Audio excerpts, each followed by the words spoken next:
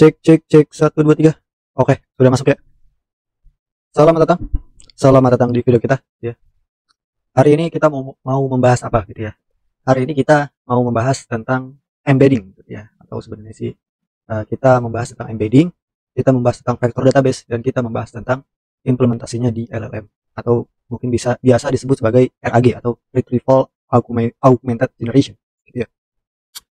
Ini adalah bahasan yang sangat yang sangat praktikal gitu. Jadi kita akan membahas konsep ini plus kita akan melakukan implementasinya di codingan gitu ya.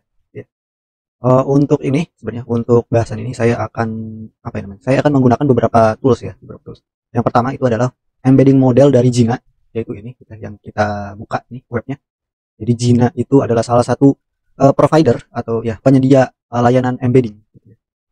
Sebenarnya banyak gitu ya, banyak sekali provider ya. Google punya, OpenAI punya gitu ya. Terus ya banyak lah, banyak sekali gitu. Banyak sekali yang menyediakan solusi atau ya API embedding ini gitu, yang tinggal pakai. Cuman saya pakai Jina karena pertama dia gratis gitu ya.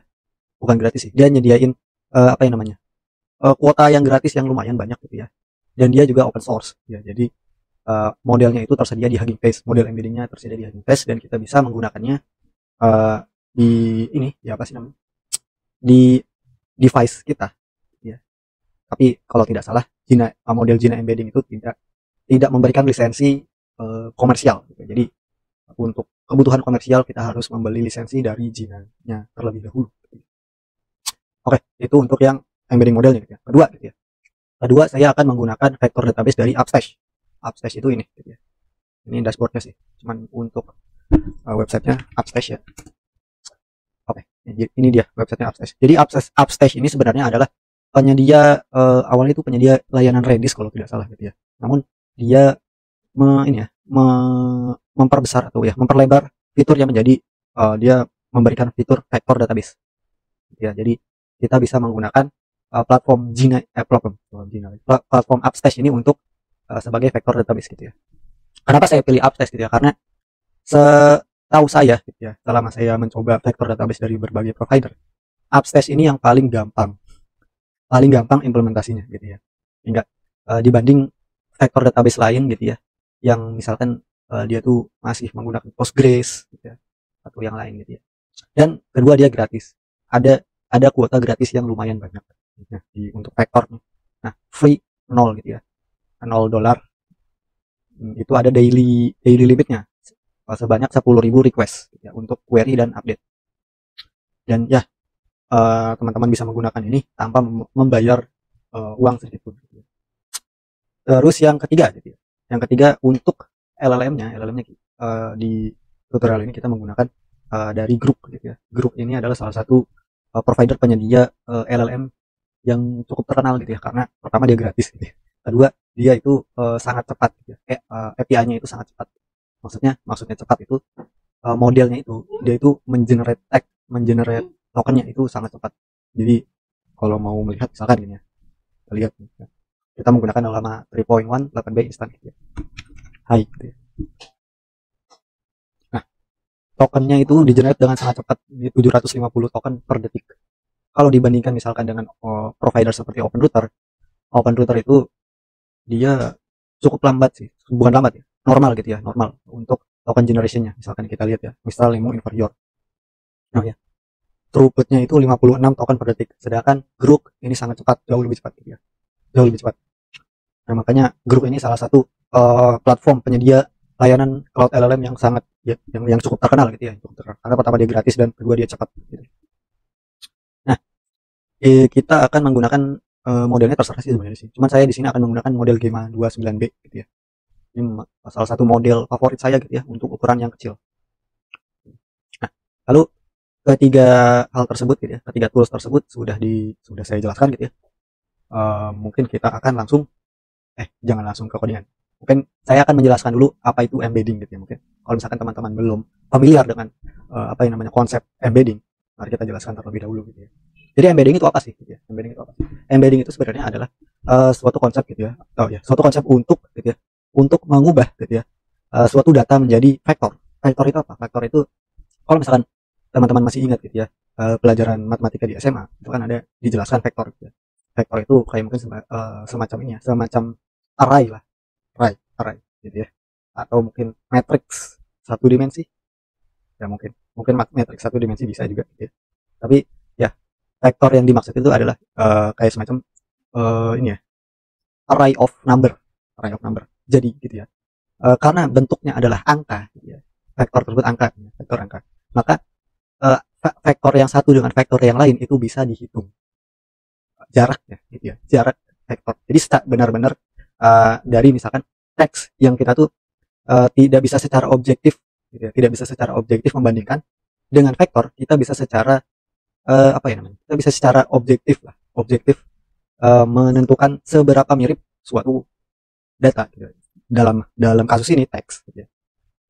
Nah, embedding ini sebenarnya bukan cuma terhadap teks saja gitu ya, banyak sekali, hampir semua data itu bisa di embedding, bisa di embed lah, bisa dibuat vektornya gitu. Jadi ada image embedding, ada sound embedding gitu ya. Jadi banyak lah gitu, banyak bentuk gitu ya, banyak bentuk data yang bisa diubah menjadi vektor.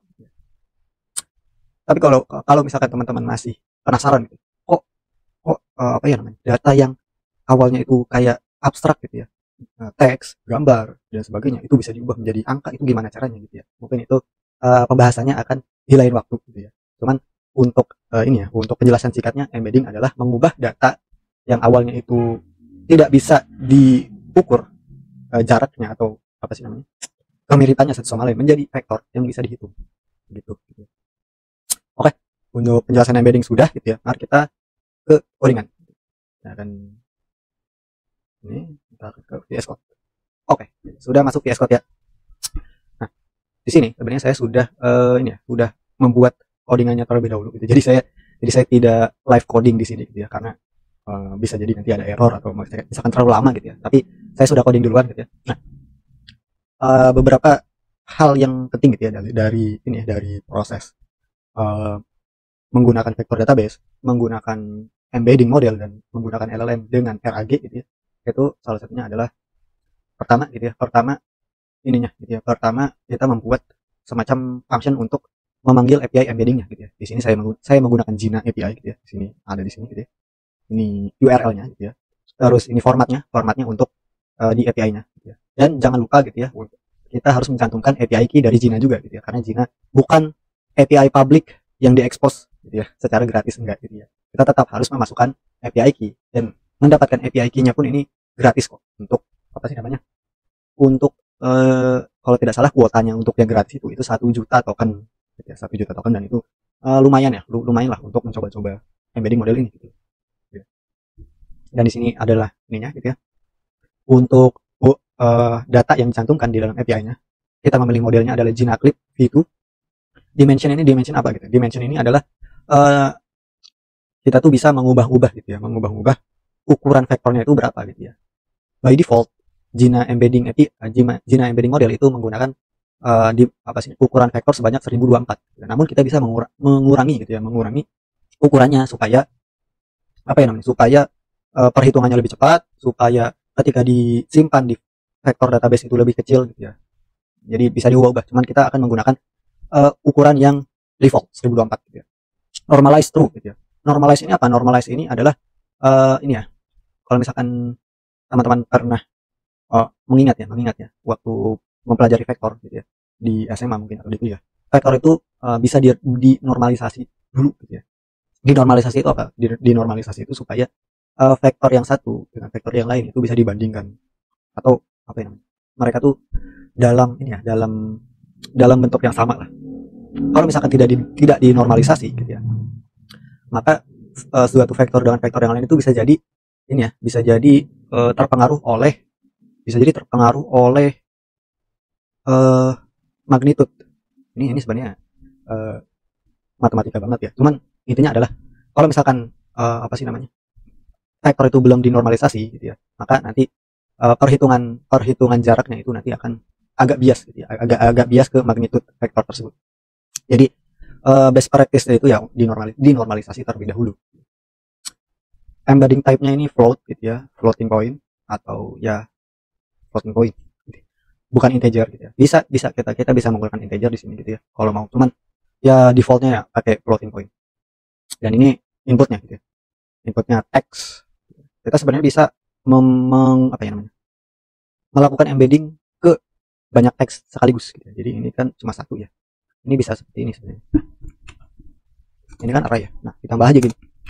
Mau berapapun juga bisa gitu ya. Ya, ini kan array. Nah, sudah ya. Nah, sesudah gitu ya, sesudah memanggil API-nya dia akan mendapatkan data embedding-nya gitu ya. Request diubah dulu menjadi JSON. Ini datanya masuk data 0 gitu ya. Ini berarti kan data yang apa sih namanya? Teks yang pertama gitu ya. Kalau misalkan teksnya lebih dari satu, maka ini akan ada data 1, data 2, data 3 dan seterusnya gitu. Dan ini embedding-nya gitu ya. Gitu. Oke, itu untuk yang bagian yang ini ya, bagian embedding API-nya. Lalu kedua gitu ya, ini adalah vector database-nya, vector database. Vector database-nya ini sangat sederhana ya sebenarnya. Sangat sederhana dari Upstage gitu ya. Upstage ini memberikan interface yang menurut saya adalah vector database paling sederhana yang pernah saya coba gitu ya. Oh, jadi pertama itu kita cuma menginisiasi ininya ya, menginisiasi client library-nya atau client SDK-nya dengan pertama itu adalah URL database-nya, dan kedua adalah API key atau tokennya gitu ya, atau passwordnya lah ya, token. Dan sesudah menginisiasi client SDK-nya kita bisa langsung memakai gitu ya. Nah, ada dua operasi utama ya. Pertama adalah insert gitu ya, insert ke database, kedua adalah query gitu ya. Jadi kita tuh cuma masukin data atau kita nyoba manggil data gitu ya. Untuk yang masukin data kita ada dua gitu ya. Ada dua properti yang wajib. Pertama adalah ID dan kedua adalah vektornya. Nah, untuk ID ini harus unik ya. Satu indeks dengan yang lain atau satu data dengan yang lain ini harus unik. Makanya saya memakai UUID gitu ya di sini. UUID gitu ya. Cuman kalau misalkan teman-teman mau pakai kayak semisal incremental gitu ya, 1 2 3 4 5 6 seterusnya gitu ya, boleh juga gitu ya. Nah, terus ini adalah vektornya gitu ya. Vektor di sini adalah ya tadi gitu ya, vektornya langsung dimasuk sini. Vektor ini berbentuk array of number gitu ya. Dan yang harus diperhatikan adalah vektor ini ukurannya harus sesuai dengan pada saat si vektor database-nya itu dibuat. Jadi semisal vektor database-nya itu dibuat dengan menampung vektor dengan ukuran 1024, maka semua vektor yang di dalamnya itu harus berukuran 1024 juga gitu ya. Dan yang ketiga ini properti adalah metadata. Metadata ini tidak wajib ya, cuman bisa kita masukin ke sini. Metadata itu kayak misalkan kita mau masukin data-data yang terkait dengan vektor tersebut. Semisal teksnya doang gitu ya. Teks dari vektor tersebut gitu ya. Atau misalkan yang lain ya bisa. Terus ini query vector. Query vector ini adalah untuk memanggil vektor yang paling mirip dengan yang kita masukkan di sini. Jadi si vektor database-nya ini akan mengembalikan akan mengembalikan vektor-vektor yang paling mirip dengan vektor yang kita query gitu ya. Dan kita juga bisa menentukan gitu ya, jumlah vektor paling mirip yang akan diambil gitu ya. Di sini 3 gitu ya. Top K namanya, top K. Berarti 3 vektor terdekat yang akan diambil. Nah, ini include vektor. True berarti nanti kita akan mendapatkan vektor dari setiap data tersebut. Include metadata berarti kita akan mendapatkan metadata dari setiap data tersebut. Dan ini akan dikembalikan ke sebagai value di function. Baik. Yang ketiga kita LLM. Nah, LLM-nya kita menggunakan grup gitu ya. Cuman ada banyak sekali gitu ya. Ada banyak sekali provider LLM, bukan cuma grup. Cuman kita pakai grup. Nah, grup ini punya SDK sendiri di JavaScript atau TypeScript lah. Ya, grup SDK.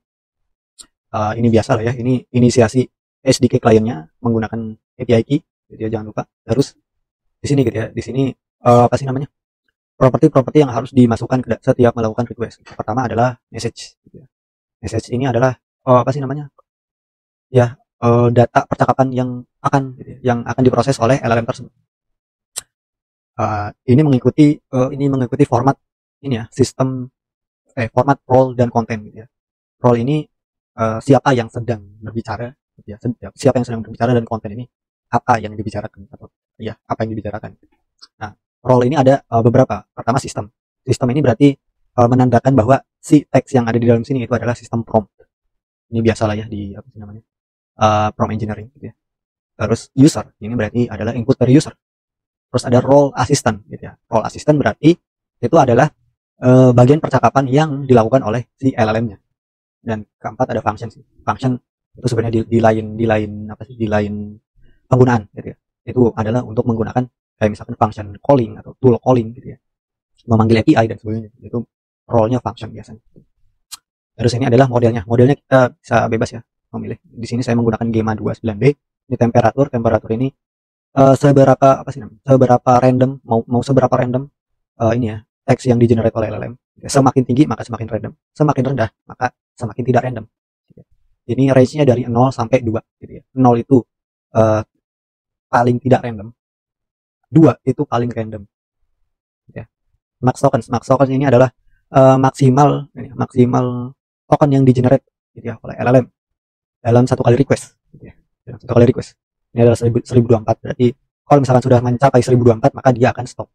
Gitu ya. Tapi ini tuh bukan ini ya. Ini tuh bukan menandakan setiap request itu akan ada 1024, tidak gitu ya. Tapi ini cuma menandakan batas gitu ya, batas terbanyak gitu ya, batas terbanyak. Normalnya sih LLM ini ya jawabannya singkat-singkat gitu ya. Untuk apa sih namanya? Tidak mencapai 1024 ya. Normalnya sih, biasanya sih tidak mencapai 1024. Tapi ini apa sih namanya? Ini sebenarnya statistik sih. Cuman ini ya, buat untuk sebagian besar orang kita tidak perlu menentukan topi gitu ya. Satu aja gitu, satu. Stream false ini berarti mau apa ya namanya? Output dari requestnya ini mau menggunakan streaming text ya, streaming text atau tidak ya. Ini saya false aja, tidak. Stop gitu ya. Stop ini adalah apa ya namanya? Dia ini menentukan kalau misalkan dia itu menentukan kata yang akan menjadi stop point gitu dari LLM-nya. Jadi kalau misalkan LLM-nya sudah mencapai suatu kata gitu, maka dia akan stop. Gitu. Kayak misalkan di sini saya menulis seperti ini gitu ya. Stop gitu ya. Nah, ketika LLM-nya itu sudah mencapai kata ini atau mengenerate kata ini, maka dia akan berhenti gitu ya. Jadi ini bisa apapun sih. Ini bisa apapun. Cuman defaultnya adalah null. Oke gitu ya, seperti itu. Dan ini ya, ini untuk format dari responsnya gitu ya. Kita set completion, choice, null, message, content, dan baru kita mendapatkan konten. Oke, itu tiga bagian utama ya dari tadi. Ada embedding modelnya, ada vector database-nya, dan ada LLM API-nya. Nah, kita langsung ke ini ya, implementasi utamanya gitu ya, dari pertama. Di sini saya mengimport library cosine similarity terlebih dahulu karena ini ya, untuk menghitung jarak vektornya di JavaScript supaya lebih gampang aja sih. Jadi saya tidak mengimplementasi cosine similarity dari nol. Jadi saya import saja. Terus ini ya tadi bagian-bagiannya dari embedding, dari vector database, dan dari LLM. Nah, di sini saya menulis beberapa text example atau contoh teks ya. Ini ada 6 ya, ada 6 teks. Ada 5 teks pertama ini mirip satu sama lain, dan teks yang terakhir ini yang paling tidak mirip gitu ya. Nah, ini adalah query gitu ya. Teks yang akan dibandingkan dengan teks-teks yang di atas gitu ya. Jadi pertama kita melakukan embedding gitu ya.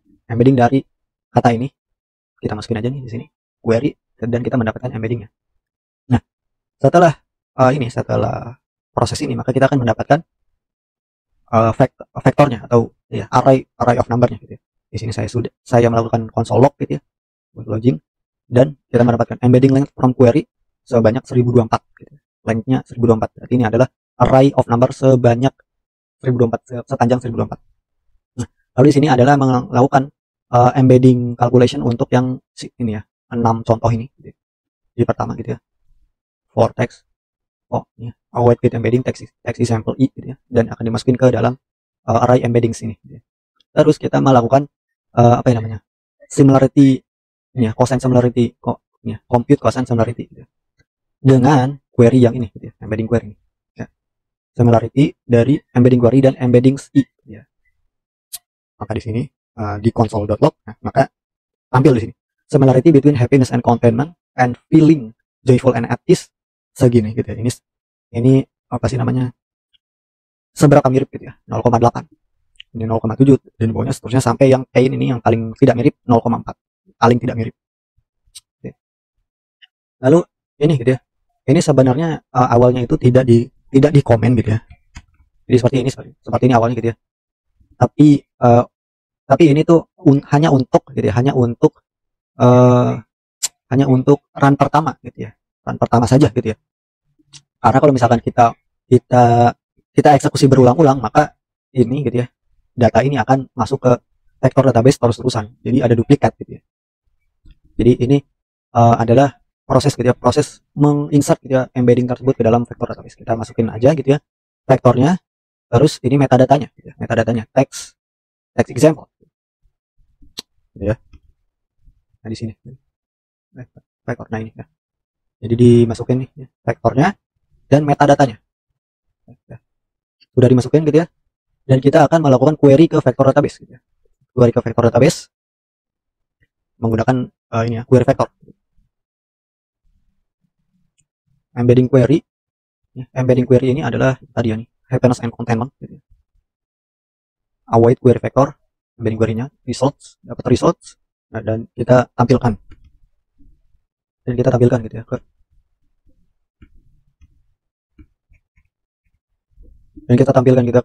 ini ya, ke terminal login gitu. Query happiness and contentment similar with feeling joyful and at peace gitu.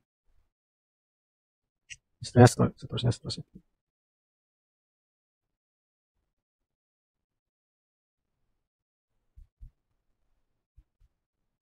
Oke, ini ada 3 ya. Ini ada 3. Ini sebenarnya error ini aja sih. Error, bukan error ya, bug terminalnya. Jadi tampil 3 kali. Cuman ini 3 data yang tampil di sini.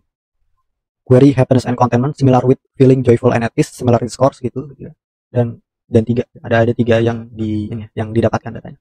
Oke, sudah dapat. Kita nge-query vector database.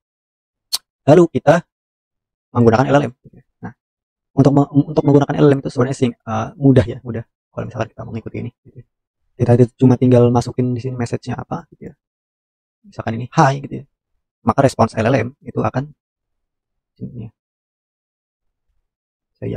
Saya apa sih namanya? Saya run ulang gitu supaya lebih jelas.